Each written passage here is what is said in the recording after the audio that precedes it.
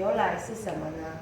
它这个是以前我们的祖先呐、他们是坐着船来我们台湾，所以我们为了要纪念我们以前的祖先呢，我们的那个情人带就做一个船型。为什么会有四方长方的呢？是因为后来花莲呢有选拔阿美公主，为了要搭配她红色的衣服呢，所制作的情人带，所以它的那个形状就是跟我们上个礼拜二做的长方形一样。下，这样才是正确的哦。有没有看到 ？Hello， 跟我讲一下右。在讲话我根本给你外套。右肩。对，是从这边，从右边垂下来，这样子跳舞跳起来会比较好。如果是左边呢，来从左边上。原来是已婚。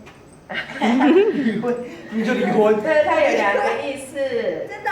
左边的意思，这边是单身，然后这边是左肩右下的话，它是代表就是有的地方是说家里办丧事啊，就是这样子的带法。他结婚了。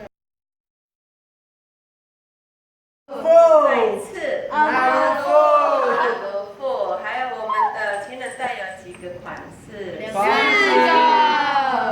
几个？两个。第一个是什么？长方形。再来呢？长方形。好，那情人带，传统的情人带是什么形状？船形。船形，我有看过这个。大家插花是我的。哦，情人带正确的带法。右上左下。右上左下对吗？对了。